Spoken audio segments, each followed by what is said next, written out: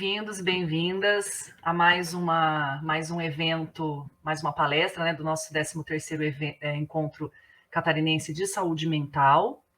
Gostaria só de confirmar se todos os palestrantes estão aqui presentes. Acho que agora sim, né? Professor Luiz, professor Mark, professor Fernando, bem-vindos, vocês três, bem-vindos e bem-vindas a todos que estão assistindo a palestra que se segue. Vou fazer uma breve apresentação dos palestrantes e aí a gente já começa, ok, professores? Sim? Hoje nós temos o tema da nossa mesa, que é trabalho e saúde mental, correto? Nós temos aqui presentes o professor Mark Napoli Costa. Mark é cientista associado junto ao Yale Program for Recovery and Community Health, o PERCH, do Departamento de Psiquiatria da Universidade de Yale, desde 2017. O Mark possui graduação em Medicina pela Universidade Federal de Minas Gerais, residência em Psiquiatria pela Fundação Hospitalar do Estado de Minas Gerais, e mestrado em Saúde Pública pela mesma Universidade Federal de Minas e pós-doutorado já pela Universidade de Yale.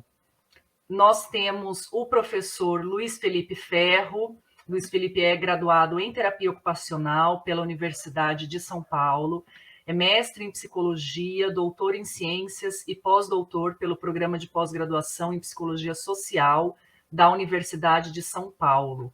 Atualmente é docente do Departamento de Terapia Ocupacional e do Programa de Pós-Graduação em Políticas Públicas da Universidade Federal do Paraná, com interesses e pesquisas voltados ao campo da saúde, com ênfase em estudos na saúde mental, terapia ocupacional, processos de controle social das políticas públicas, economia solidária e educação em saúde. Ele é membro fundador da Rede de Saúde Mental e Economia Solidária de Curitiba e região metropolitana e presidente da Associação Arnaldo Gilberti. Nós temos também o professor Fernando Gastal, ele é professor associado do Instituto de Psicologia da UFRJ, Universidade Federal do Rio de Janeiro, doutor em Psicologia do Trabalho e das Organizações, pós-doutor em Psicologia do Trabalho pela Universidade de Barcelona, mestre em Psicologia pela Universidade Federal de Santa Catarina e mestre em Sociologia pela Universidade de Paris. É especialista em fenomenologia e existencialismo e psicólogo graduado pela Universidade Federal de Santa Catarina. Atualmente desenvolve pesquisas sobre os temas do sofrimento psíquico no trabalho e psicanálise existencial, coordena projetos de extensão, sendo um deles em clínica existencialista, junto ao Departamento de Psicologia Aplicada do Instituto de Psicologia da UFRJ e outro em Clínica do Trabalho. Professores, então agora oficialmente iniciamos a nossa mesa. Pessoal, lembrando então que nós temos aproximadamente de 20 a 25 minutos, né, para a fala de cada um de vocês, e depois nós abrimos para alguns minutos de perguntas e comentários do público, ok? Podemos iniciar então? Tudo bem? Alguma preferência para iniciar, meninos? Posso designar? Então vamos começar pelas apresentações, pela ordem das apresentações que eu falei. Pode ser? Professor Mark, tudo bem? Depois, então, professor Luiz e aí, professor Fernando. Ok, ótima bom palestra dia. para todos nós. Obrigado. Me dá um minutinho aqui para eu tentar colocar os slides aqui na tela. Muito bom, então. Então, vamos lá. Então, hoje o que eu pretendo com essa conversa com vocês é falar um pouco sobre trabalho e recovery, falar nesse processo o histórico e principalmente leis que propiciam dar suporte a essa discussão de recovery e trabalho aqui nos Estados Unidos e falar um pouco sobre a pesquisa ou pesquisas que a gente faz nesse campo.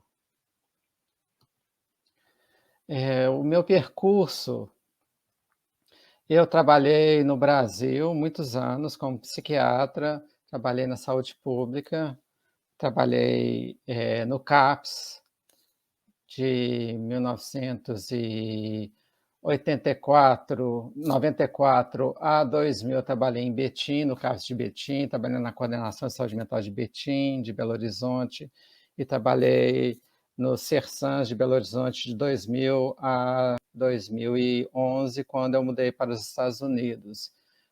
Nesse processo de trabalho como psiquiatra na Rede de Saúde Mental do Brasil, eu atuei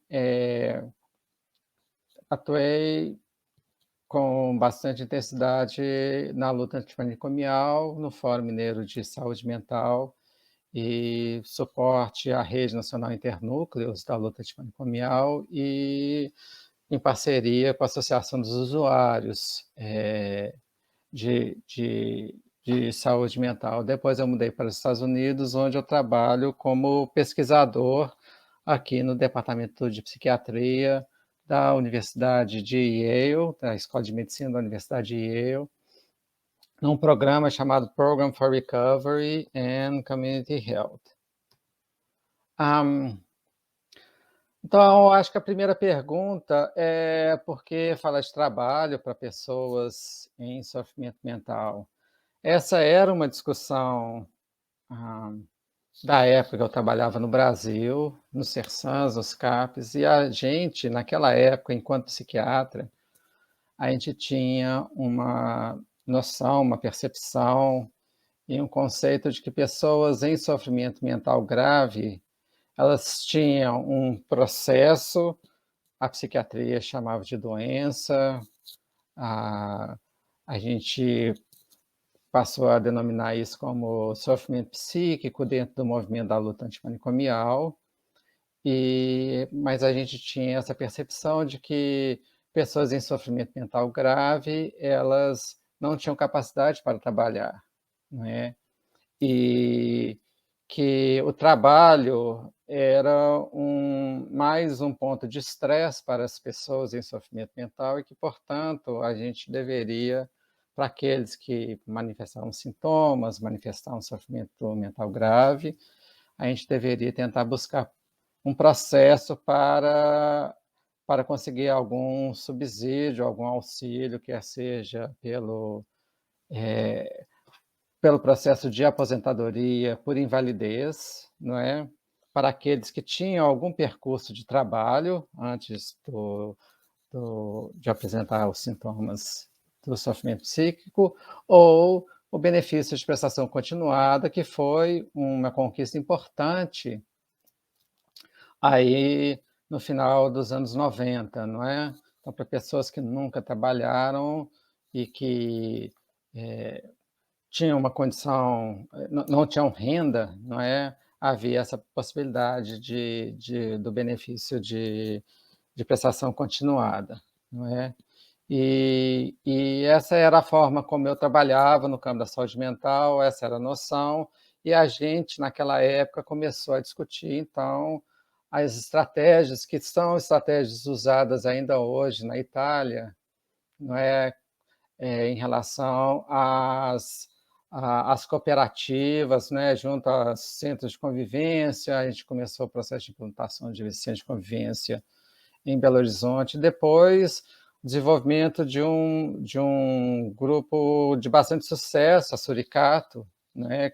E eu acompanhei, participei com algum apoio, mas acompanhei de perto, né, todo o processo da Suricato e do desenvolvimento de cooperativas, né? A Suricato ela tinha e tem ainda várias cooperativas de produção de trabalho, produção de uma cooperativa de alimento, de produção de comida para vender, e uma cooperativa de produção de móveis e coisas dessa ordem. Essa era a discussão que a gente fazia no Brasil, na época que eu estava trabalhando no Brasil, né?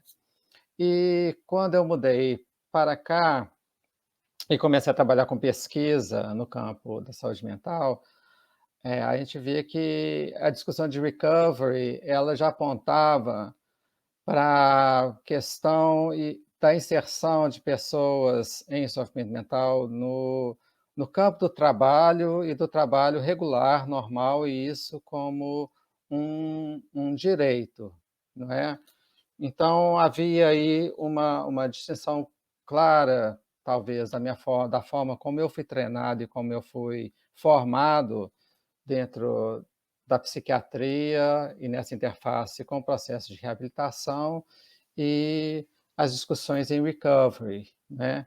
Então, falar um pouco da definição de recovery, como a gente trabalha aqui, né, de uma maneira bastante breve, né? Essa é uma citação de uma pessoa com uma experiência de vida que depois virou professora e ainda é professora da universidade, me parece que ela está em Maine agora, a Patty Deegan, que foi uma liderança do movimento de recovery na década de 90 aqui nos Estados Unidos, e ela fala que recovery refere-se à experiência de vida real vivida por muitas pessoas. À medida que as pessoas aceitam e superam os desafios do sofrimento, elas se sentem em processo de recovery. Cria-se um novo senso de identidade e propósito para além dos limites da doença. Então, o processo de recovery, ele aponta uma direção aí para a comunidade, para a vida na comunidade e para aquilo que vai muito além do sofrimento psíquico, né? Na medida em que você vai aprendendo como lidar com o seu sofrimento.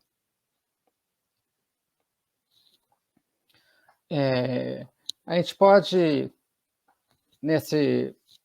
apresentar mais alguns conceitos. Recovery tem uma série de conceitos, porque é um termo muito amplo, com muitos significados e muitas interpretações, mas vou apontar algumas aqui para vocês. Recovery não se refere a curar, né, necessariamente, ou terminar ou acabar com os sintomas. Ele não dialoga muito com a clínica, nesse sentido da clínica dos sintomas, né? E, e também não se refere à aquisição, à percepção de habilidades, não se trata de mensurar a capacidade, as habilidades da pessoa, mas principalmente se refere à vida da pessoa e o que essa pessoa define como vida plena ou como uma vida de significado para ela, não é? O que proporciona que pessoas em sofrimento mental possam viver uma vida plena na comunidade, a maneira como elas são vistas e tratadas pela comunidade. Então, não se trata, obviamente, é claro que o que a pessoa quer e deseja é fundamental, mas esse querer e desejar, ele necessariamente estabelece um diálogo com a comunidade onde essa pessoa vive, e a forma como essa comunidade vê essa pessoa, né? Daí a gente pode pensar que o que exclui as pessoas em sofrimento mental da vida na comunidade é justamente a maneira como elas são vistas, né? Ou como são percebidas como pacientes, como doentes mentais, como pessoas com um transtorno mental.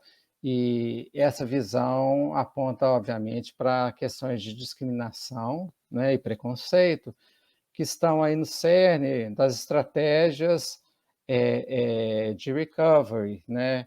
Que são justamente estratégias para a superação desse preconceito e discriminação que ainda é muito prevalente em nossa sociedade, quer seja no Brasil, nos Estados Unidos ou em qualquer país do mundo, né?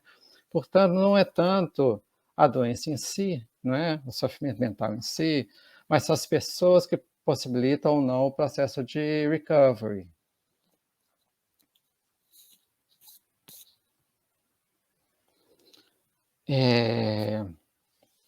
O trabalho e recovery, então, nesse processo de pesquisa, a gente pode perceber que trabalho ajuda nos processos de recovery, porque ele obviamente promove renda, né? Renda é fundamental para a pessoa poder, no mundo capitalista, renda é um aspecto importante para a pessoa poder circular, fazer o que ela quer e, e, e, e ter autonomia, não é? Que é uma coisa extremamente importante aí, o trabalho ele ajuda com o bem-estar psíquico, né, ele facilita a participação na comunidade, ele desenvolve um papel de protagonismo, identidade pessoal, né, e como eu já citei, autonomia, né, e a capacidade de autogestão, sabe? Esses são pontos importantes aí do trabalho e daí um interesse de recovery em estratégias de trabalho. Ah, é, o que eu não citei e passo a dizer agora é que recovery aqui nos Estados Unidos ele tem uma base importantíssima no movimento social que culminou com a Lei de Desabilidade, ou Ato de Desabilidade de 1990, não é? Então, como no Brasil, como na Itália e como em outros países do mundo, os, o, o, os processos de reforma no campo da saúde mental, a reforma psiquiátrica, a reforma, a, a, a reforma psiquiátrica na Itália, não é? A, a estrutura de serviços substitutivos da Itália e de outros países do mundo, e também nos Estados Unidos, são baseados em leis que foram discutidas no Congresso e que estão associadas aí ao movimento social e à reivindicação, a uma luta, um processo de luta social, eu diria. Né? Então, o que culminou desse processo, que começou lá na década de 60, né, baseado nos movimentos de direitos e antirracistas da década de 60 aqui nos Estados Unidos, né, e que a saúde mental se beneficiou muito desses direitos no sentido de buscar formas semelhantes de luta. Isso culminou com esse ato, onde o Congresso reconhece que desabilidades físicas em nenhuma maneira diminui o direito de uma pessoa participar plenamente em todos os aspectos da vida e da sociedade, mas ele reconhece também que o preconceito e barreiras institucionais impedem esse acesso à vida plena, não é? Então, há um reconhecimento de que existem barreiras, existem preconceitos que impedem o acesso, e isso vai permitir a criação de estratégias e o fomento de estratégias no campo da saúde mental para a superação desses preconceitos e barreiras. É importante marcar que já no ato americano de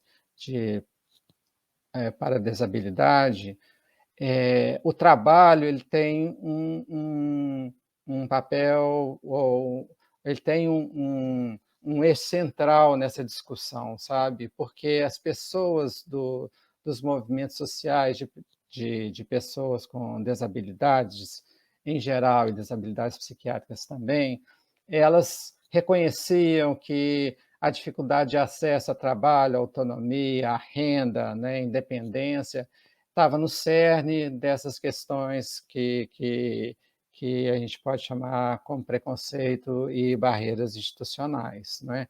Então, a partir desse ato, foi possível pensar em estratégias para que pessoas com desabilidades pudessem trabalhar, caso esse fosse o desejo delas, né? E como que a sociedade poderia se modificar ou mudar para que pessoas pudessem trabalhar. E esse é uma coisa que acontece aqui no presente momento.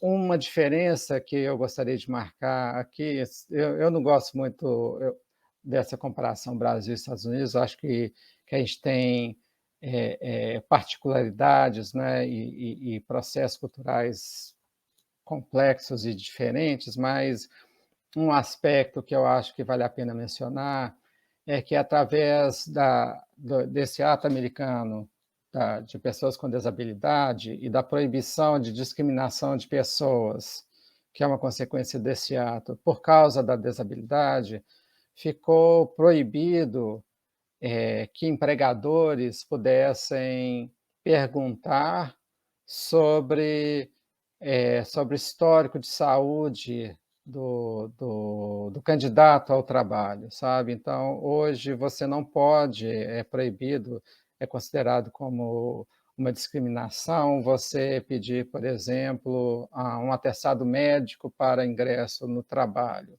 ou pedir uma avaliação psiquiátrica para ingresso no trabalho. Eu cito isso porque quando eu fui trabalhar em Belo Horizonte e quando eu fui trabalhar em Betim, eu trabalhei como psiquiatra através de concursos, eu tive que passar por um exame médico admissional, eu tive que passar por uma avaliação psiquiátrica e ter um atestado psiquiátrico para poder trabalhar, né? Isso impõe necessariamente uma barreira enorme para pessoas em sofrimento mental poderem trabalhar, não é?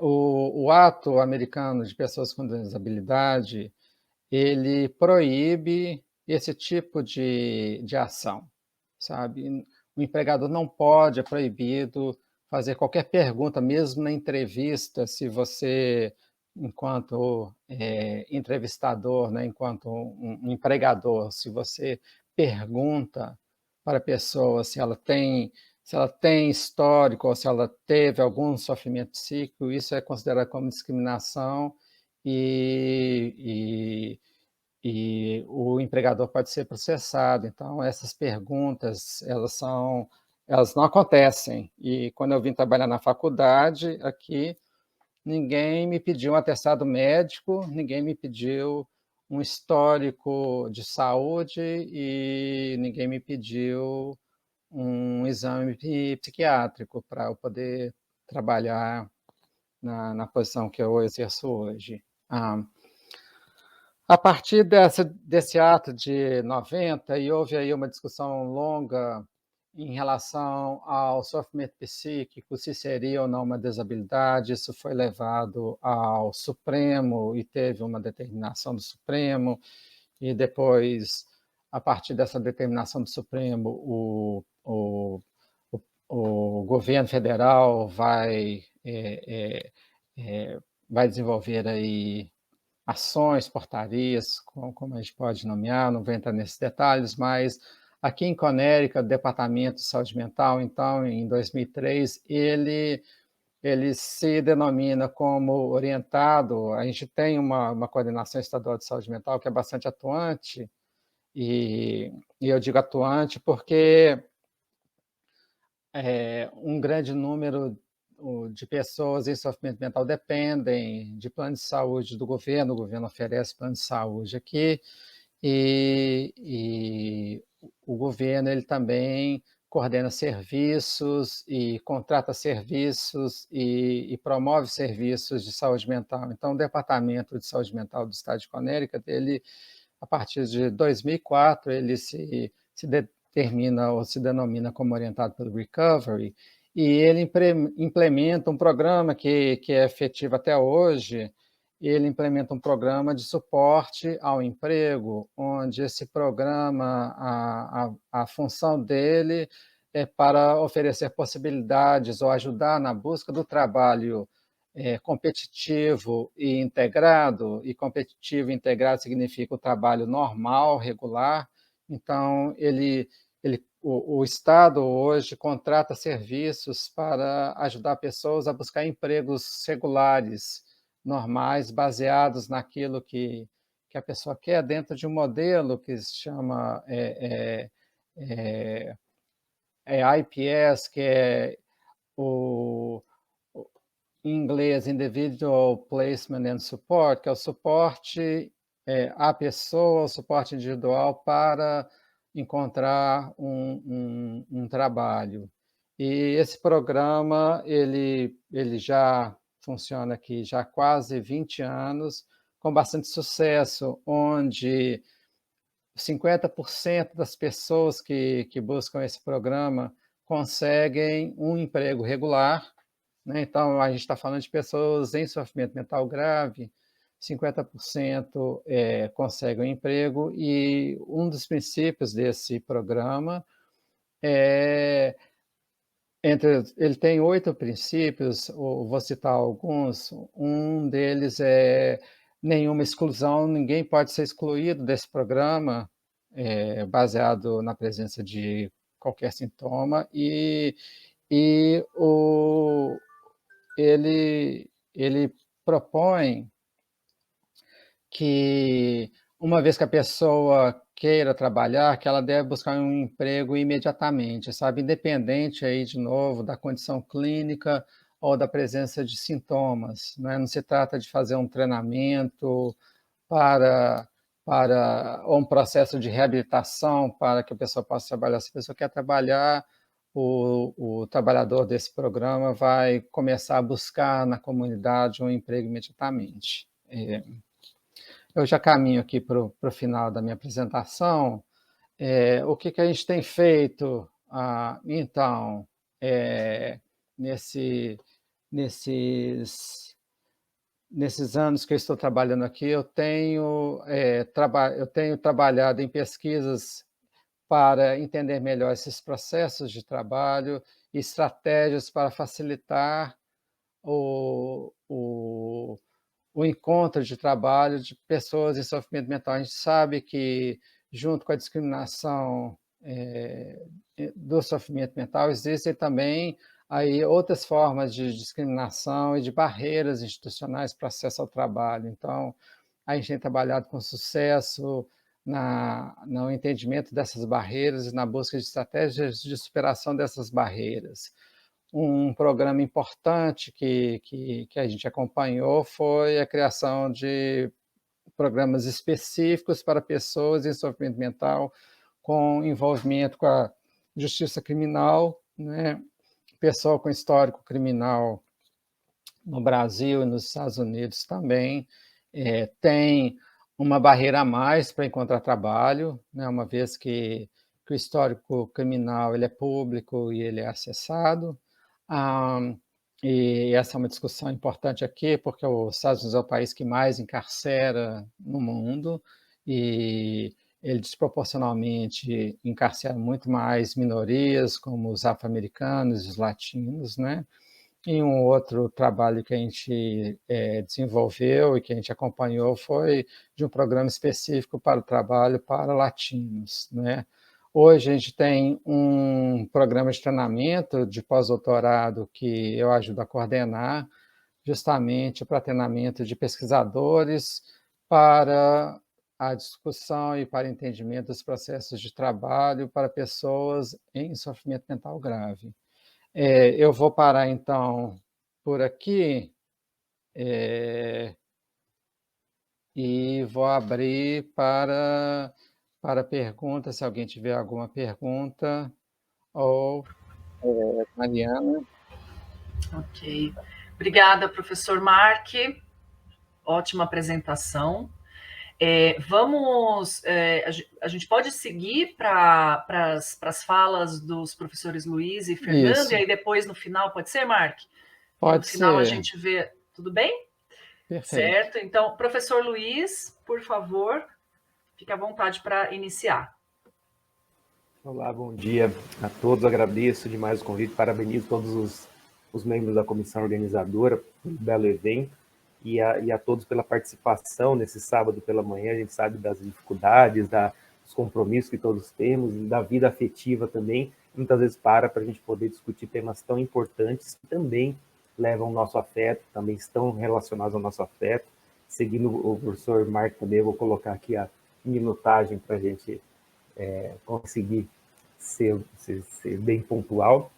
Eu deixo eu projetar uma coisinha aqui para vocês, que eu preparei com todo carinho, para a gente discutir esse tema tão importante do dia de hoje, que é a inclusão pelo trabalho. Essa daqui, para a gente falar desse tema tão caro, acho que o professor Marcos já possibilitou o início dessa conversa, que eu quero trazer para a gente pensar e repensar algumas questões que eu vou enunciar em seguir sobre esse tema tão importante, que é o trabalho e o impacto na vida humana, acima de tudo. No contexto brasileiro, para a gente poder afinar algumas coisas, a gente tem com mais sistematicidade, vamos pensar assim, depois de 60, 70, 80 para adiante, críticas variadas contra o modelo manicomial, com a proposta da gente desmontar o manicômio, mas também desmontar nessa deshospitalização e nesse conceito caro, mas também desmontar conceitos e práticas manicomiais que ainda estão extremamente arraigados no campo da saúde mental e que levam a gente conduzem a gente a elaborar questões e mais questões para a gente poder falar sobre reabilitação psicossocial. E eu quero deixar que a gente fala esse modelo de reabilitação psicossocial proposto e que nomeia a nossa atual política nacional de saúde mental, junto com um componente reabilitação psicossocial, que é outra coisa diferente da nossa atual política aqui da RAPS. Mas eu vou falar um pouquinho desse modelo da reabilitação psicossocial, que eu acho que vale a pena, quando a gente fala sobre reabilitação psicossocial, a gente compreender alguns dos eixos propostos pelo Saraceno, do habitar, do morar, da rede social e do trabalho com valor social. Então, como a gente vai pensar nossas práticas de um jeito extremamente concreto, que vai apoiar pessoas nesses 3 eixos, no morar, no habitar, construindo redes sociais que a pessoa possa viver e conviver da melhor maneira possível, com qualidade. E o nosso foco de hoje, que é o trabalho com valor social, que é o nosso destino hoje aqui.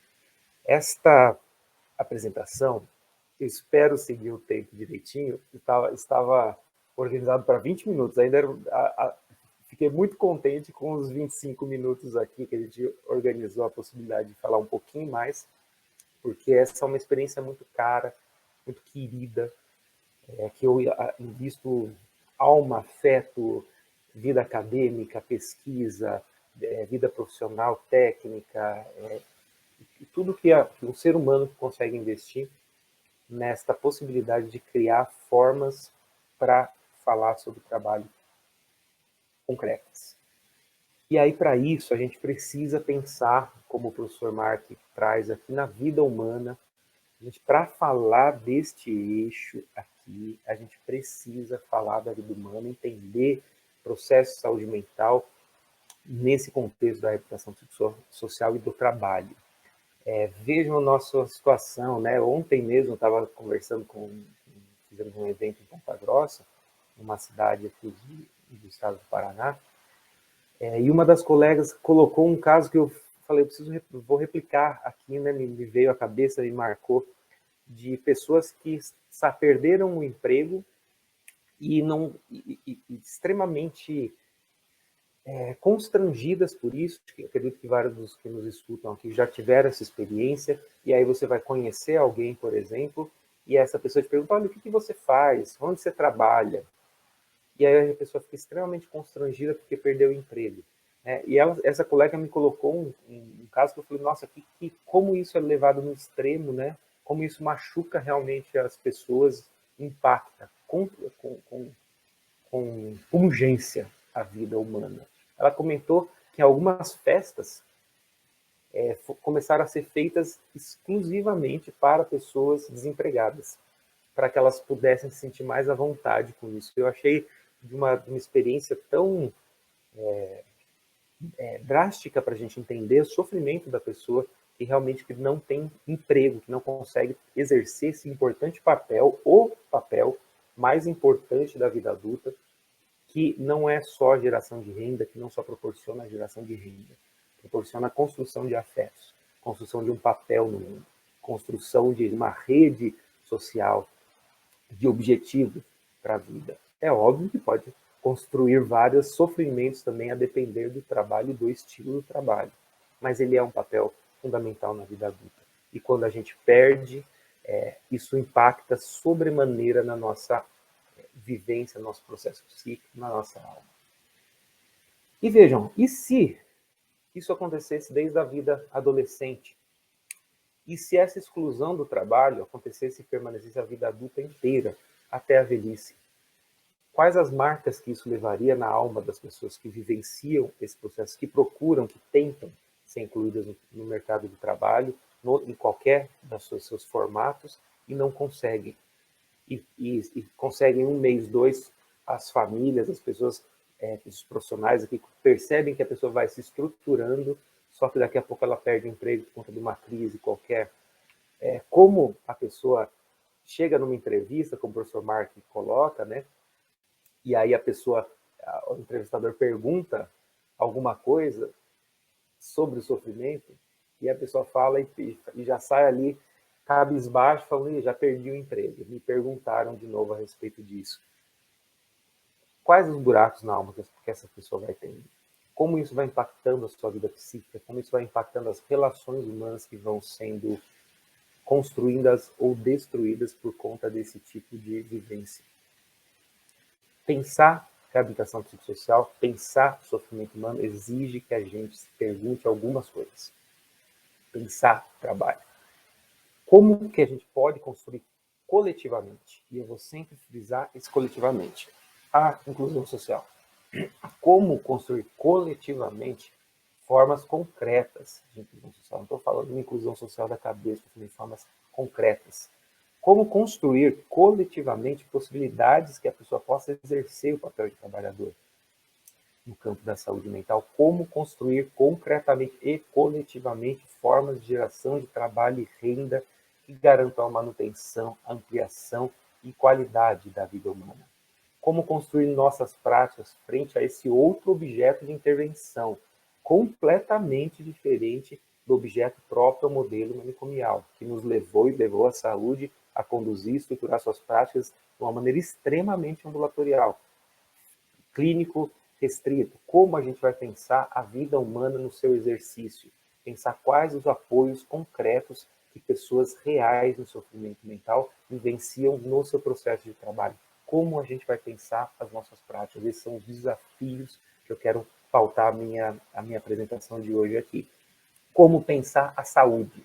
Como pensar a vida humana? Qual é o nosso papel? Como pensar o nosso papel nesse contexto? Essas perguntas é que vão guiar a minha fala de hoje. O assunto dá para conduzir ele por uma vida, realmente, mas eu venho essas minutagens aqui para seguir e espero que essa nossa reflexão possa contribuir. Para isso, essa chuva de perguntas foi construindo iniciativas como a Suricato, como várias outras que eu vou comentar aqui, dessa interface saúde mental e economia solidária.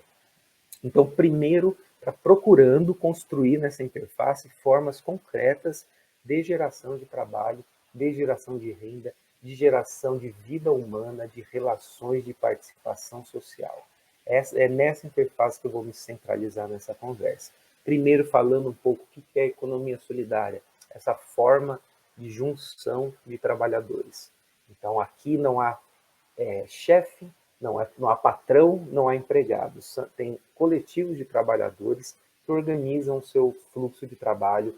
Então, eu preparei um cenário aqui atrás de mim com vários desses produtos que são feitos de alimentação.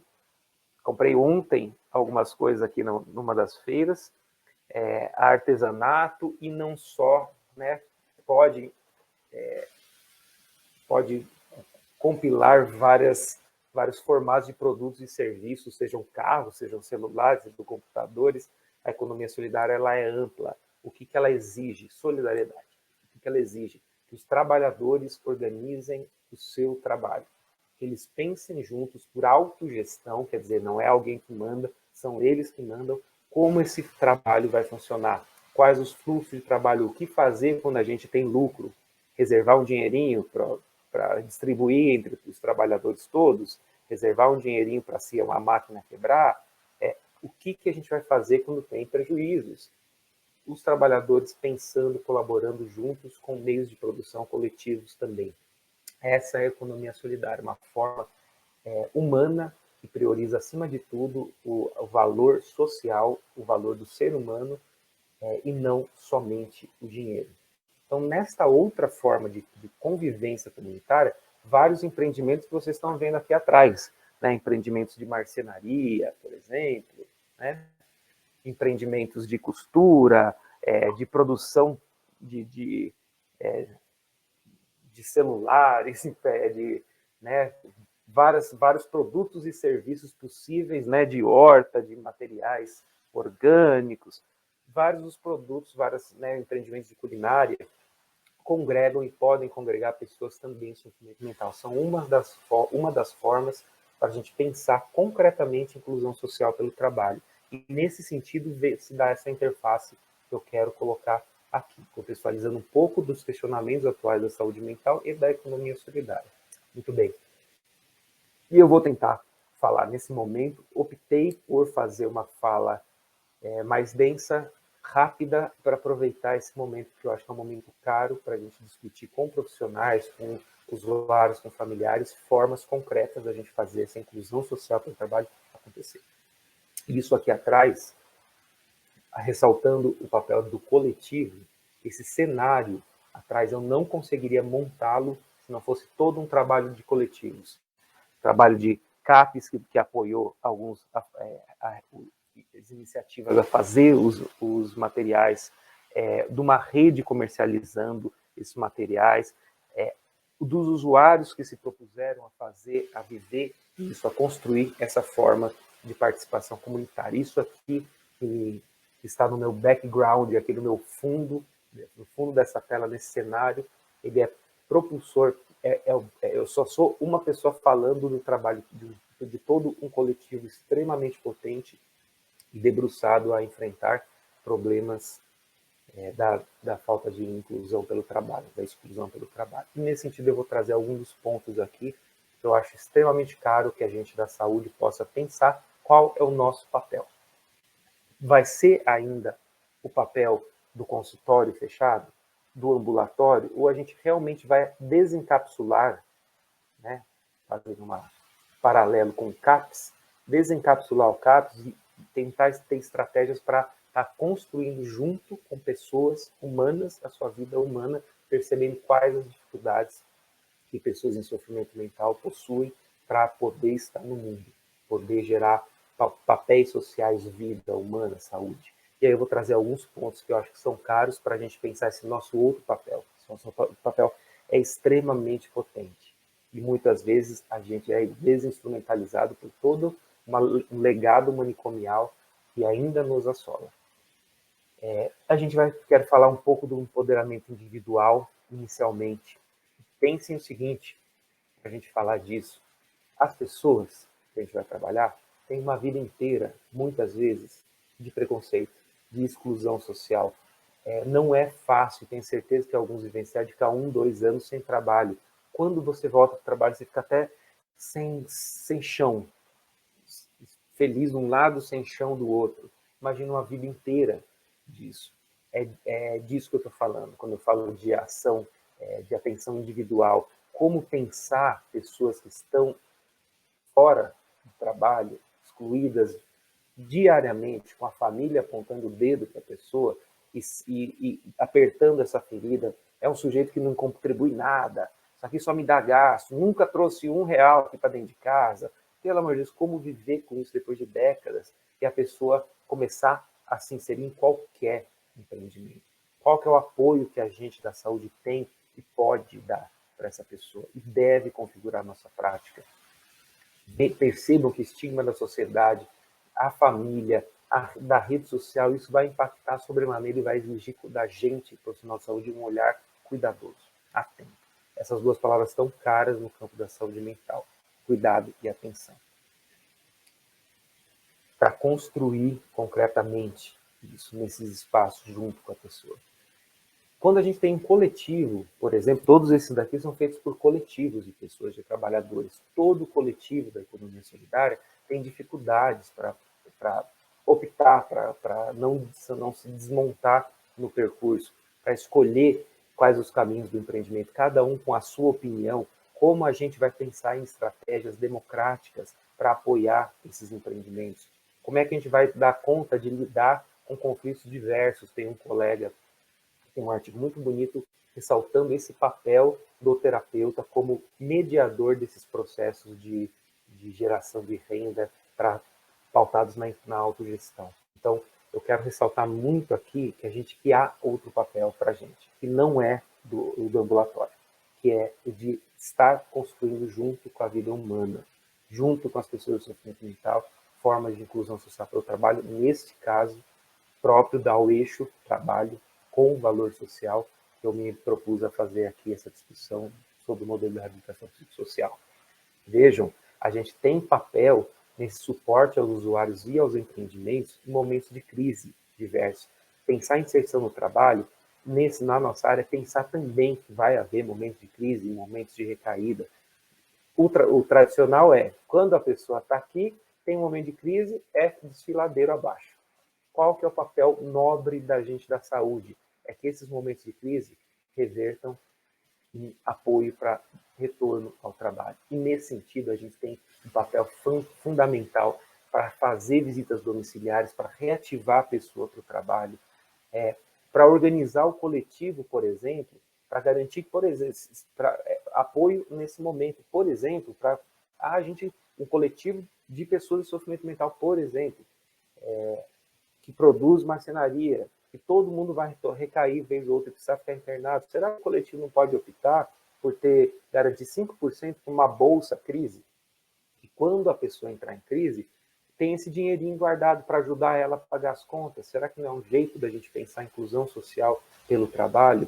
Qual é o nosso papel nisso? Como mobilizar, conversar com o coletivo para que ele pense essas nuances próprias ao sofrimento mental?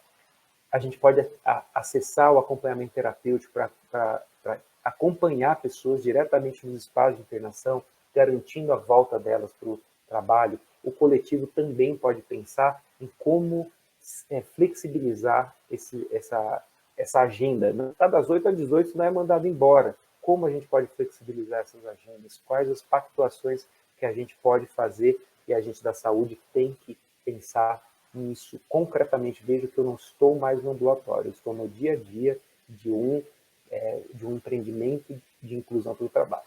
E é isso que a reabilitação psicossocial nos coloca. Se a gente quiser falar de reabilitação psicossocial, como a gente vai fazer essas estratégias? Captação de recursos. Vejam, para fazer isso tudo aqui, tem máquina de costura industrial, máquina de marcenaria, tem que divulgar esses itens todos, tem maquinário diverso, tem insumo diverso, tem espaço diverso. Qual é o nosso papel nisso? Ontem eu tive foi revigorante, no mínimo. Uma honra de estar podendo sediar o encontro ali, que uma das colegas aqui, que eu tenho um respeito muito grande pelo trabalho que vem realizando aqui no município de Colombo, aqui da região metropolitana de Curitiba, município que vem debruçando ações diversas, do CAPES, que organizou forças para captar recursos para capacitar os seus trabalhadores. Lá atrás, doentes mentais, aqui trabalhadores que precisam de alguns apoios. Então, qual é a nossa formação para fazer isso tudo acontecer concretamente, reverter esse cenário aqui? Esse cenário gerou renda, gerou trabalho para pessoas, gerou afeto. Outra possibilidade que a gente pode pensar, então, o que ela fez? Olha que coisa mais linda. Esse projeto ela mandou para todo mundo que estava presente para estimular novas experiências de todos os municípios que estavam lá. Perceba, isso foi a ação de uma profissional da saúde mental. A gente pode procurar parcerias para qualificar, para vender esses produtos e serviços, a parcerias diversas com artesãos da comunidade para qualificar esses produtos, incubadoras, lojas, feiras, vendas online, tudo que a gente é despertado da saúde a tentar organizar, a mover a nossa comunidade, sabendo também do limite das nossas pernas, mas para fazer isso tudo acontecer, mas correndo atrás de uma parceria com pessoas do marketing, da publicidade, assumindo a intersetorialidade na sua vertiginosa sabedoria, para que a gente consiga promover concretamente a inclusão pelo trabalho. Projetos, oficineiros, falei da experiência de Colombo, né? E esses dois últimos itens, olha, vai dar certinho, que bom esses 5 minutos, viu, Mariana? Fico muito contente com isso. Para a gente pensar, acionar territórios, os seus equipamentos para fortalecer iniciativas de ação ao trabalho e configurar uma rede regional de economia solidária. São ações que a gente pode e deve se debruçar se a gente quer falar que é lugar da saúde a reabilitação psicossocial. Se a gente quer falar que é nosso lugar, profissionais da saúde, a inclusão social, construir concretamente formas de inclusão pelo trabalho. Se a gente quer assumir isso, a gente vai ter que se debruçar nesse campo. E aí a gente aqui na nossa experiência, organizamos e assessoramos a Rede de Saúde Mental e Economia Solidária de Curitiba e região metropolitana. Esse belo coletivo que organiza ações diversas para esse cenário acontecer. É para a gente conseguir impactar concretamente na vida de pessoas que agora podem não fazer festa sozinhas, podem estar no mundo falando que são trabalhadores, não precisando ser aviltadas pela falta desse exercício profissional, esse exercício de ocupação. A gente já organizou várias capacitações, a gente faz frequentemente feiras. Ontem mesmo, uma feira de economia solidária, a gente organizou com força da Incubadora IESOL de Ponta Grossa, a Prefeitura de Ponta Grossa, a Rede Libersol, a Associação Arnaldo Gilberti, vários parceiros da rede que proporcionam concretamente vida humana. Além disso, as feiras têm agendas culturais que também lidam com a saúde mental de outra forma, para a gente curtir esse mundo, falar de qualidade de vida, falar de afeto, falar de gostar de viver.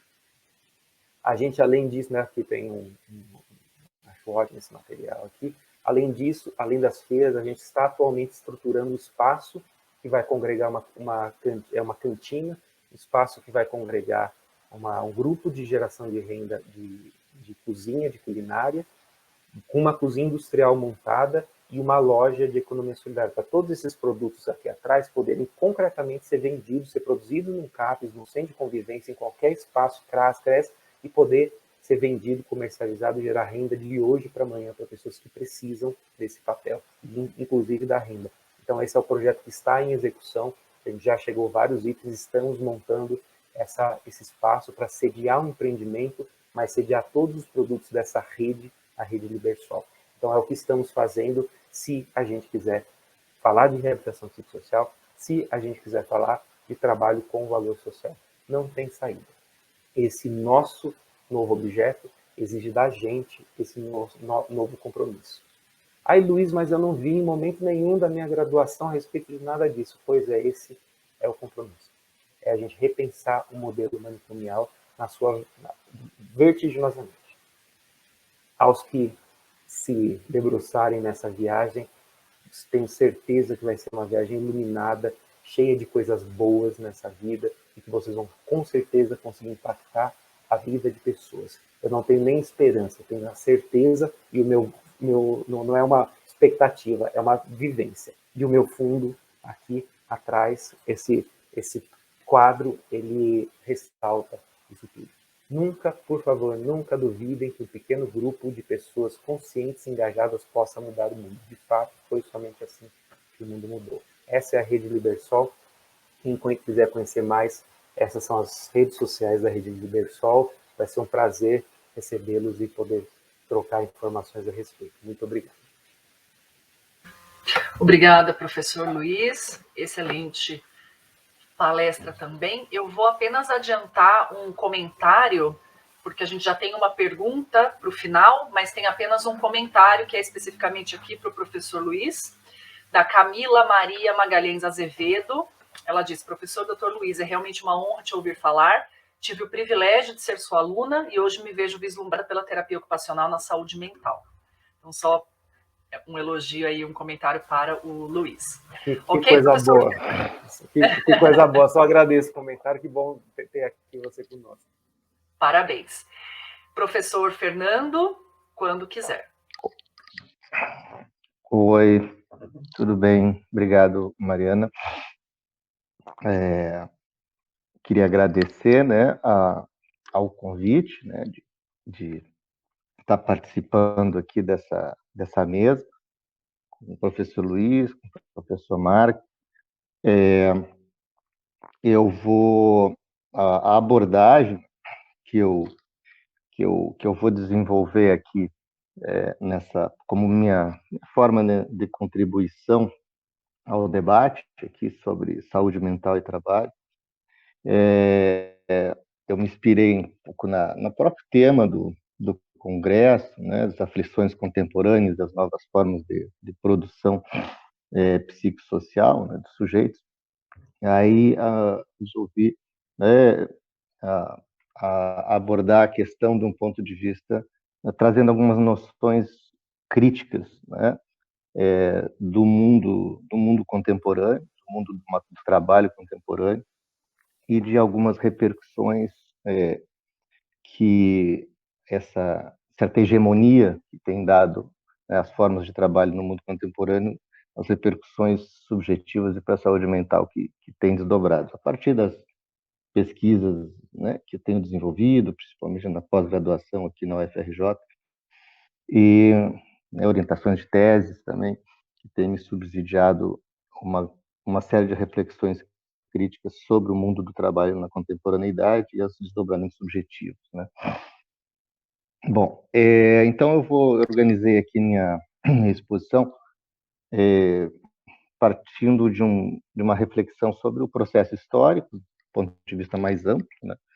Eu vou chamar de regressão neoliberal, né? Depois abordando algumas modificações do mundo do trabalho, né, que me parecem importantes aqui para a gente situar o que hegemonicamente, né, esse processo de trabalho no século XXI vem desenvolvendo, de transformações relativamente ao século XX. E, por fim, onde eu quero me deter mais é nas transformações das psicossociais e subjetivas, né, e as repercussões na saúde mental. Bom, então, a nível, né, começando a nível, né, processos históricos, né, que a gente se situa, né, eu designo aqui como um momento de regressão neoliberal, né, do processo histórico, né? Por que regressão, né, neoliberal, né? Se a gente pega a nível mais geral, né, da sociedade capitalista, você tem uma instituição, por um lado, de um liberalismo clássico, né, que organizou as próprias formas de sociais e de trabalho no século XIX em diante, um liberalismo clássico que funda, né, onde a sociedade se institui, né, como uma sociedade fundada nas relações de mercado, onde, portanto, né, a lógica da sociabilidade está bastante, né, fundada nas relações mercantis, portanto, e a liberdade que surge e se desenvolve nesse plano é a liberdade de mercado e a igualdade do cidadão como direitos de exercer a sua própria liberdade de trabalho dentro dessas relações de mercado. E, né, esse liberalismo clássico, né, ele se desenvolve para uma forma no século XX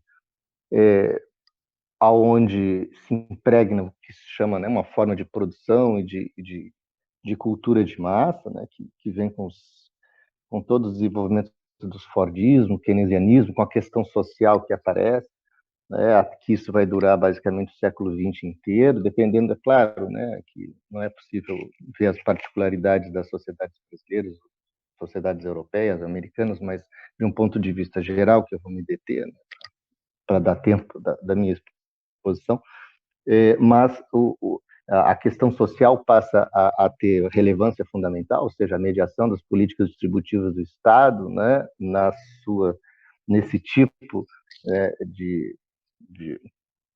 de fundamento da sociabilidade a partir do mercado e do trabalho como componente fundamental dessa sociabilidade do mercado. Então, a questão social e as questões distributivas e as lutas por direitos, enfim, que vão se instaurar no século XX, ela vai inaugurar esse desenvolvimento forte do que se chama questão social. Robert Castel designa, assim, por exemplo, sociólogo francês, né?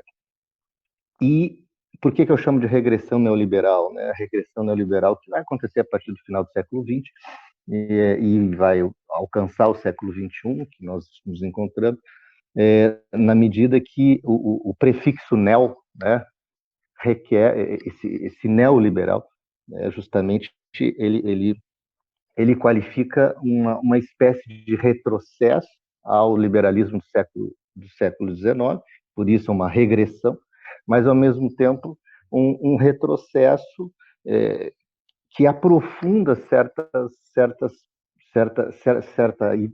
ideia básica do liberalismo do século XIX, que é a ideia de indivíduo num processo de individualismo mais ainda radicalizado, que vai se tornar. Isso porque, né, o neoliberalismo no século XXI, ele vai estar baseado numa globalização, a gente pode chamar financeira, né, onde os processos de renda e desenvolvimento vão se basear num desenvolvimento de um mercado financeiro mundial, aonde, né, o dinheiro, né, vai estar muito conectado com essa possibilidade de expansão pela própria, né, especulação financeira e cada vez menos pela desenvolvimentos de mercados de trabalho, onde a questão social passa, como no século XX, passava a ser central. Então, no século XXI, ou nessa regressão neoliberal, a gente tem uma desconstrução da questão social e uma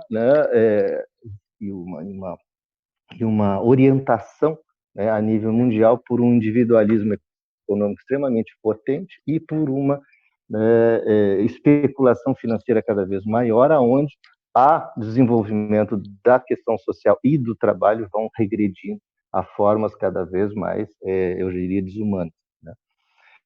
Bom, dentro desse quadro social geral, né, a gente tem as modificações do mundo do trabalho, que eu destacaria brevemente aqui como sendo duas, né?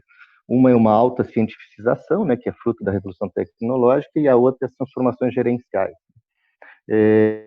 Brevemente falando dessa alta cientificação que a gente acompanha, né, a microeletrônica que começa, né, a partir do final na década de 70 e depois até a quarta revolução industrial, né?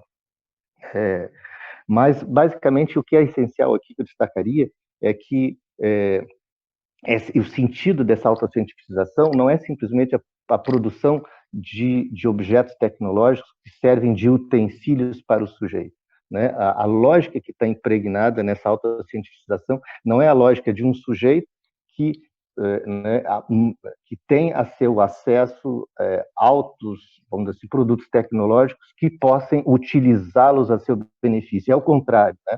A lógica sujeito-objeto ela fica ao contrário, então o objeto, que é a tecnologia de alta desenvolvimento, ela passa a ter um caráter quase de sujeito e as pessoas vão ficando cada vez mais a serviços dessa alta tecnologia, né? As plataformas virtuais cada vez mais que se desenvolvem nos colocam cada vez mais como peças dentro de uma engrenagem, por exemplo, dos algoritmos que vão governando o próprio fazer e vão destituindo de própria pessoalidade o nosso trabalho. Então, essa autocientificação dentro do padrão tecnológico mundial que está se desenvolvendo, né, hegemonicamente, eu digo, né, ela leva a uma subordinação, né, das pessoas como objeto e uma criação das tecnologias como sujeito do próprio desenvolvimento, através, por exemplo, da inteligência artificial. Então, essa inversão de sujeito-objeto é extremamente grave do ponto de vista das constituições subjetivas que a gente vai poder encontrar nesse processo. E os outro aspecto das transformações do mundo do trabalho, né, que eu destacaria, é as transformações gerenciais, onde tem uma modificação da lógica, né, uma lógica, né, que baseia-se no século XX, né, que era uma lógica dos meios, dos recursos, né, para uma lógica das metas e da excelência. Então, o objetivo para as pessoas tem que ser a excelência, elas têm que ser excelentes, não bastam mais trabalhar para produzir certa meta X, mas você tem que fazer X mais 1, X mais 2, X mais 3, como um ideal irrealizável da própria, que habita o próprio sentido dessa lógica das metas por excelência. Você tem que ser excelente, e ser excelente é ser fora do comum, e ser fora do comum, você desconstrói toda a possibilidade de mundo comum, né, que habita essa própria lógica, você desconstrói as relações sociais pelo um princípio de excelência, né, porque justamente, né, como diz a Hannah Arendt, né, criar um mundo é criar um mundo comum. Então, à medida que se cria uma lógica da excelência, você destrói a possibilidade do mundo ser um mundo comum. Então, é uma competitividade desenfreada das relações entre as pessoas que impossibilita formas de solidariedade e de reciprocidade dentro desses sistemas. Né? E nisso vai ser acompanhado dessas transformações gerenciais de uma remuneração variável, ou seja, quanto mais você é excelente, mais você ganha, quanto menos você é excelente, menos você ganha. Né? Além disso, as tecnologias desenvolvem formas de avaliação de desempenho individual, o que produz um individualismo brutal também, na medida em que, né, tudo é transformado em cálculo e todas as qualidades são abstraídas como quantidade, e essa quantidade é que vai contar como avaliação de desempenho. Então, é uma dessubjetivação muito grande da própria qualidade daquele que trabalha em função dos desempenhos das suas quantidades produzidas. E, por fim, essa modificação, né, dessas lógicas gerenciais, elas produzem um paradoxo sempre nas pessoas, né? E essas situações paradoxais são extremamente potentes na afetação da nossa saúde mental, porque elas, ao mesmo tempo, reivindicam que o sujeito tem que ser autônomo, tem que ser criativo, mas o próprio processo real dos dispositivos gerenciais, eles tornam as pessoas mais individualizadas, mais impessoalizadas e mais conectadas com uma abstração que é fazer sempre um ideal irrealizável e buscá-lo, e menos conectadas com o outro. Então, você tenta ser autônomo para seguir o que as prescrições da gerência, né, moderna, trabalhar em equipe, etc., tentam, né, induzir as pessoas, mas a realização dos próprios dispositivos gerenciais individualizam, criam uma hipercompetição, um hiperindividualismo, né, extremamente cruel para qualquer forma de cooperação e autonomia. Então, há uma situação de paradoxo: quanto mais autônomo você quer ser, menos autônomo você se realiza. Né? Então, essa situação paradoxal das próprias formas de gerenciamento moderno, elas, contemporâneas, né? elas induzem cada vez mais a formas paradoxais de existência, onde você não sabe onde se encontra, né? Você não sabe onde, né, o que fazer, né? E cada vez que você tenta realizar alguns princípios, você não consegue, e você é apanhado numa dinâmica cada vez mais individualizante e de uma urgência profunda, né, da própria vida.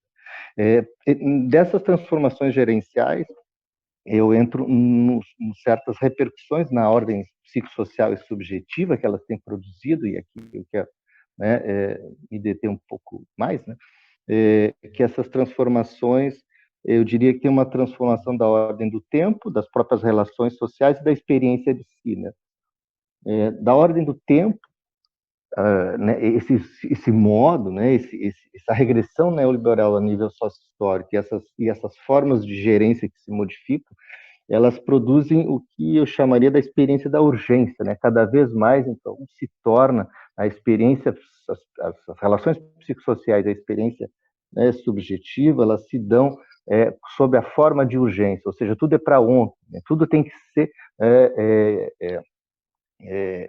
as coisas que precisam ser feitas nunca são capazes de ser feitas no tempo suficientemente hábil, né? Então há uma escassez do tempo vivida por todos e um presenteísmo onde você tem que só lidar com o presente, que descaracteriza qualquer forma de temporalidade mais de longo prazo, de se projetar um futuro mais longo, de você recuperar suas experiências passadas, né, que te caracterizam, e cada vez mais as pessoas são reorganizadas para viverem um presente onde elas têm que dar conta das exigências com flexibilidade e alta demanda do que ser feito.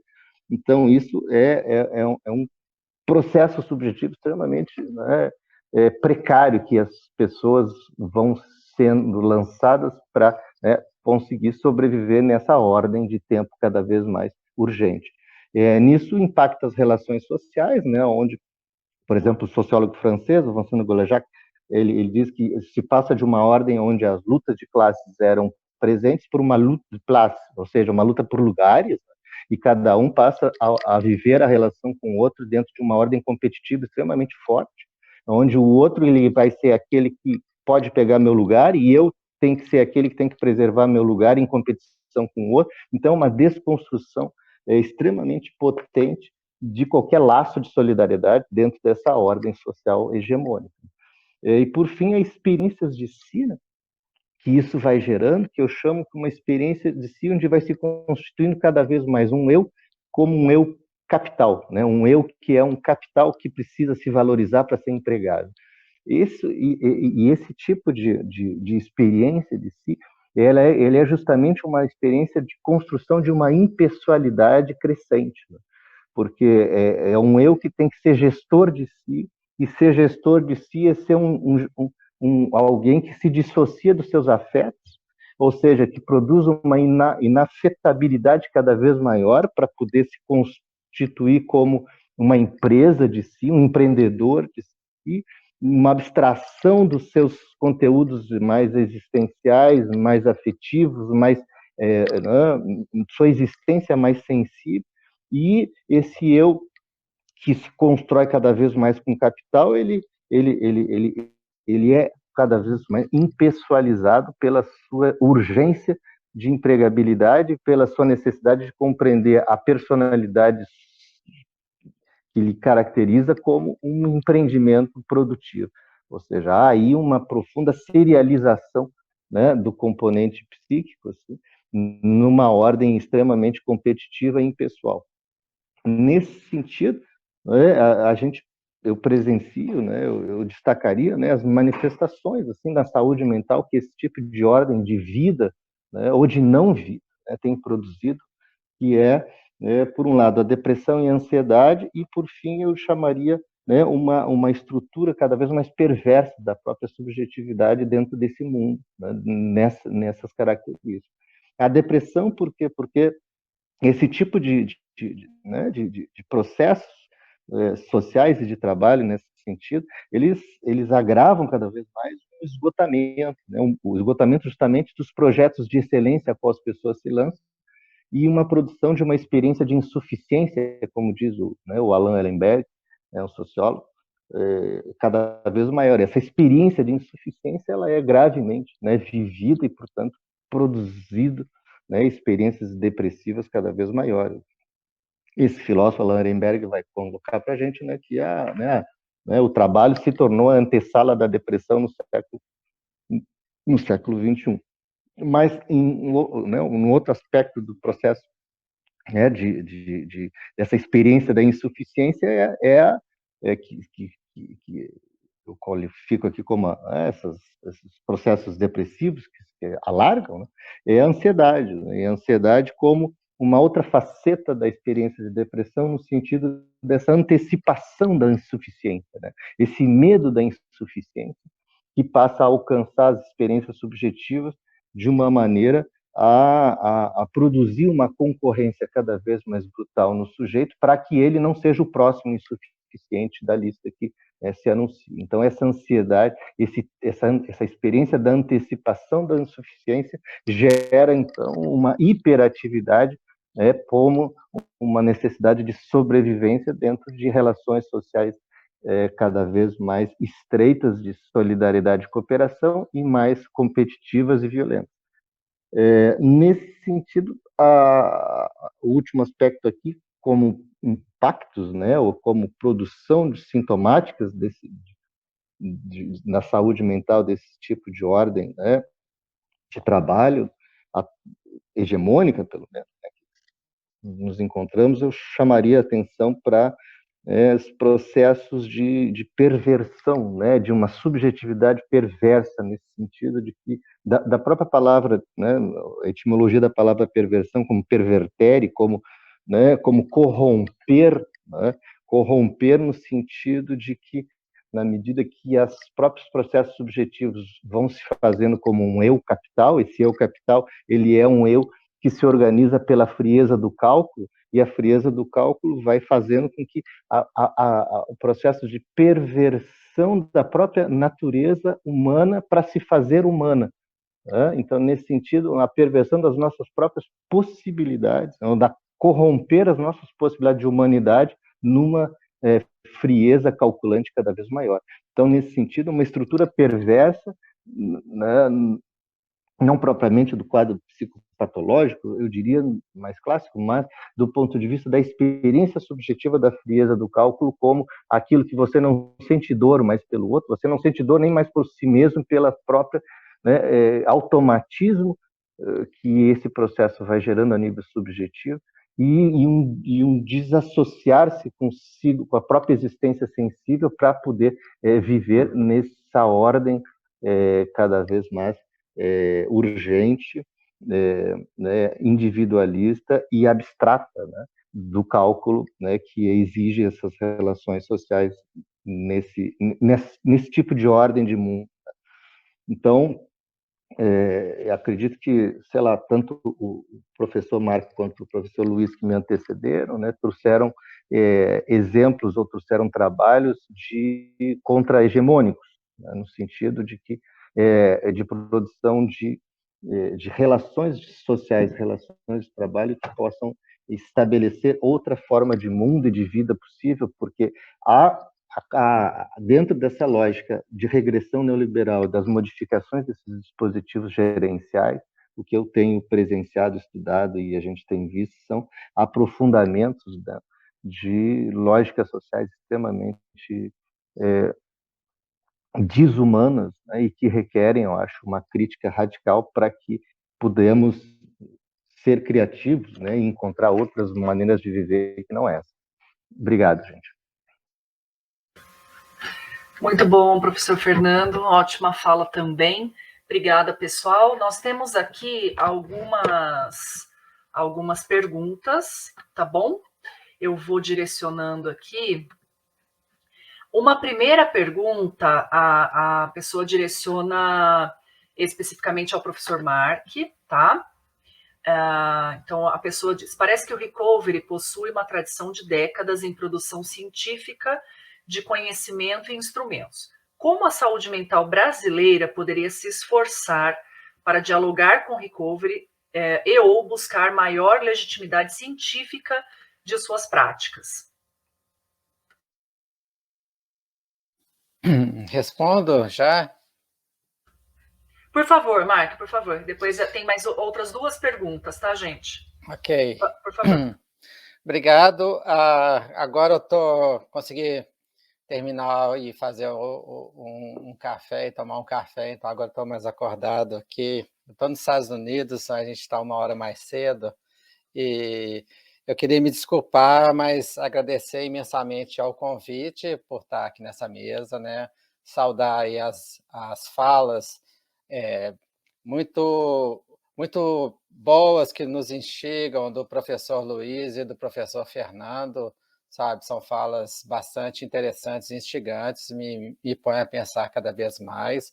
E saudar também a companheira Mariana, não é? Que a gente tem trabalhado e dialogado aí ao longo desses anos. E, por fim, não deixar de lembrar do apoio técnico também que nos está ajudando aqui com essa live. Eu acho que a gente enfrenta um desafio no avanço da reforma psiquiátrica no Brasil, que é um apoio importante dos recursos de pesquisa, porque a gente entende que recovery, e eu acho que o processo de reforma psiquiátrica brasileira, eu acho que a fala do professor Fernando também aponta nessa direção, é que os processos, eles são singulares, eles são na comunidade, eles são muito específicos, a gente tem que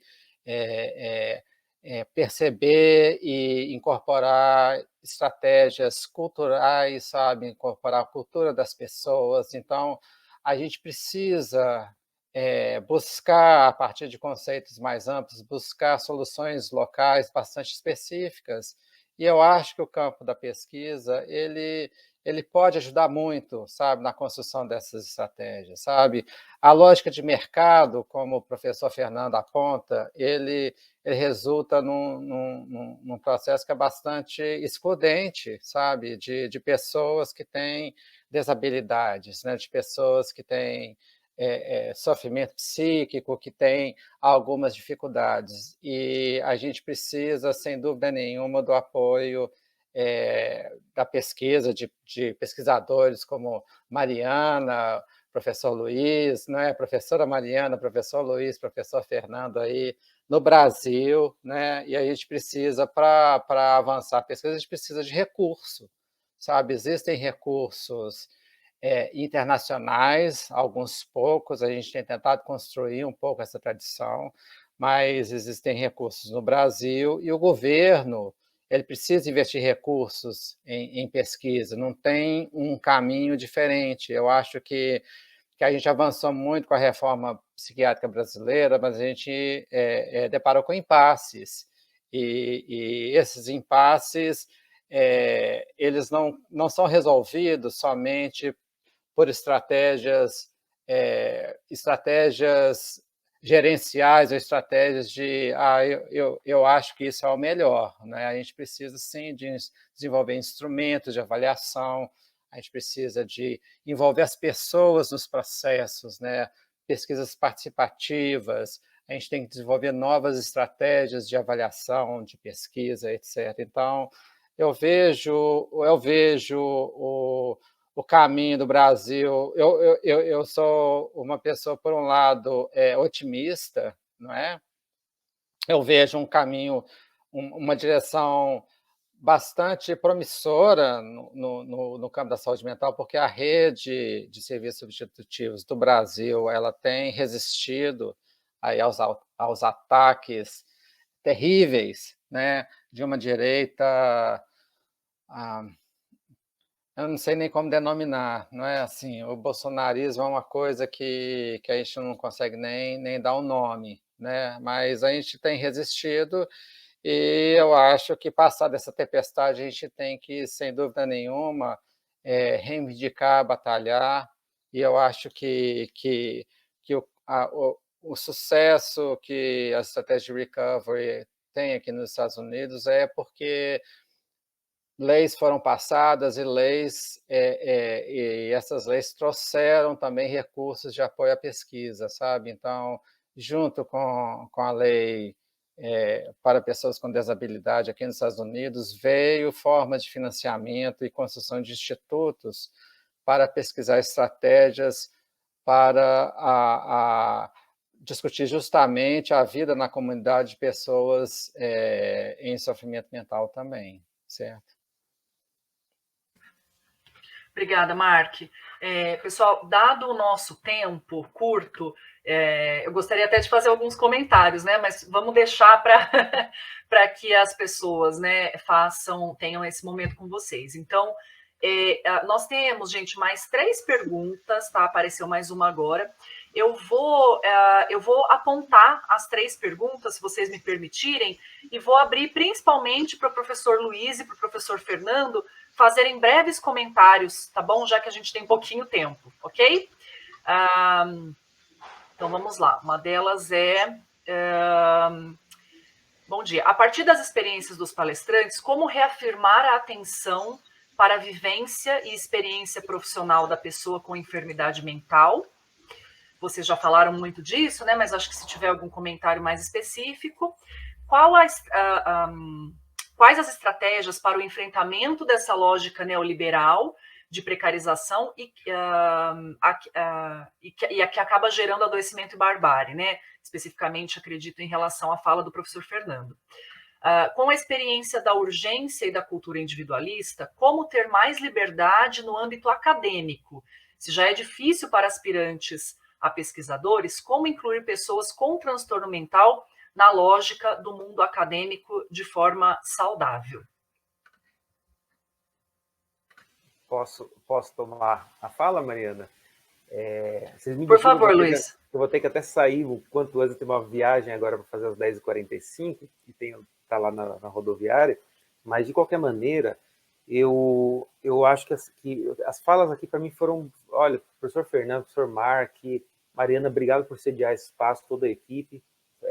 É isso, acho que a gente tem que se aprofundar nesse tipo de situação e do jeito muito concreto. Eu usei tanta palavra concreta na minha apresentação por isso, que eu acho que a gente tem que ter outra forma. Eu aconselho demais a conhecer a economia solidária, porque é um tipo de economia que tenta trazer o que o professor Fernando colocou, né? E eu acho que até piorando um pouco o quadro que o professor Mark coloca, que ele exclui pessoas em vulnerabilidade, ele exclui pessoas, ele inclui máquinas e máquinas chatas, né? Que daqui a pouco, a médio e longo prazo, vão desapertar, vão se estourar. Não tem pessoas, né? Tem máquinas, esse tipo de mecânica que a nossa sociedade vem optando por fazer. O que eu aconselho demais é a gente realmente se responsabilizar por isso. Eu venho me incomodando severamente no campo da saúde mental, ainda o nosso legado do manicômio. Vem me incomodando, porque ainda mais nesse momento pandêmico, que a gente está num país em crise, as pessoas estão aumentando a população em situação de rua vertiginosamente, as pessoas que tinham um suporte, por exemplo, da rede Libersol para gerar trabalho e renda, tudo se desarticulou.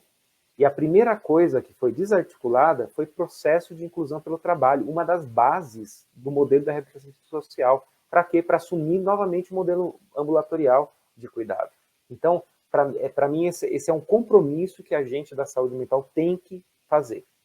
E tem que fazer de várias formas. Tem que fazer aqui no espaço desse, informando, solicitando. A gente está no espaço de discussão, replicando isso das maneiras diversas. A gente se organizando e trazendo estratégias de fomentar redes, de pessoas encontrarem pessoas, pessoa do CAPES que fez esse material, encontrava pessoa do CAPES aqui, do ambulatório tal, desse que fez esse outro aqui, do Centro de Convivência, do CRAS, do CRES, para fazer ações concretas que vão valorizar pessoas e não máquinas, e não produção acelerada, que vão valorizar pessoas. Isso tudo são questionamentos próprios da economia solidária também, que corporificam o que o professor Fernando traz. E, concretamente, na minha análise, é a gente pegar a nossa energia vital, que ela é materializada em notas, em dinheiro, e destinar para isso aqui, não para outras coisas. Para tentar fazer essas vozes ressoarem mais na nossa comunidade e não as que vêm ressoando. Eu acho que são compromissos técnico-políticos que a gente precisa assumir, falando que a reabilitação psicossocial é sim um compromisso da saúde mental, que esse é o nosso espaço, que a gente não vai abrir mão em momento de pandemia ou em qualquer outro momento de algo tão central para a vida humana que é o trabalho, ainda mais na vida adulta. Então, isso é um compromisso. É um compromisso de gestores, é um compromisso de profissionais, é um compromisso que vai exigir que a gente se mobilize, articule Ministério Público, articule imprensa para ir construindo esse mundo. Não vejo outra forma. Eu acho que é só a gente pensando em espaços como esses aqui, ó, que a gente fale, mas que a gente congregue pessoas. E saia daqui desse espaço e tenha uma sala de discussão com todos os presentes para a gente articular ações concretas. Eu acho que esse é o... E que sejam entre países. Né? Eu acho que entre estados, entre países, acho que essa é a única coisa boa que veio da pandemia. E eu fico aqui à disposição e eu acho que é essa... Deixo contato aqui, né? Entre em contato, qualquer coisa. A gente tem esse compromisso, a gente vai assumir esse compromisso vertiginosamente, a gente conta e precisa contar com esse coletivo que eu tentei sempre trazer aqui. Não vejo outra saída. Obrigada, Luiz. Professor Fernando, estamos aqui apertados, mas eu gostaria só de abrir rapidamente para últimos comentários aí seus, para a gente poder finalizar. Então, eu só, para ser bem breve, né, eu acho que em termos de enfrentamento dessa lógica, acho que o professor Luiz aí já deu algumas perspectivas, né, extremamente importantes, né, que revelam a necessidade de produção de outras formas de vida, né? A economia solidária acaba sendo justamente outras formas de vida, não é outras formas de produção simplesmente, outras formas de relações sociais, outras formas de vínculos com o mundo, com a natureza, com o trabalho, né?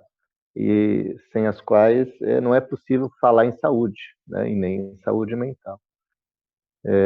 E isso também implica o mundo acadêmico. O mundo acadêmico também está soterrado por essas lógicas e a gente precisa saber que o ambiente acadêmico também é um lugar de batalha, né, para que a vida, né, e o sentido do conhecimento que a gente faz tenha uma relação intrínseca, né, com a sociedade que a gente vive.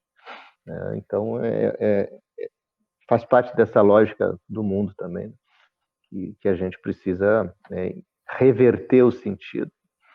Mas, enfim, né, pelo tempo que temos aí, eu só gostaria de agradecer, né, ao convite, a possibilidade de debater aqui com vocês, e é isso.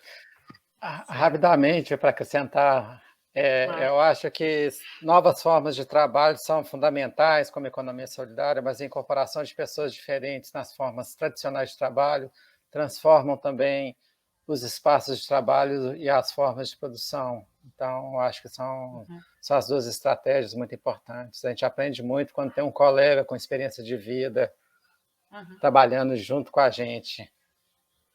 Certamente. Muito obrigada, Fernando, Mark. Peço desculpas aí pela correria no final. Gostaria de agradecer a todos e todas que participaram, que assistiram às palestras. Gostaria de agradecer, o professor Luiz precisou sair, mas deixo aqui o agradecimento também a eles, ao Mark e ao Fernando, à comissão organizadora. Um bom dia a todos e a todas e um bom segmento aí do nosso evento. Um abraço. Um prazer. Um abraço também. Tchau, tchau. Até mais. Tchau.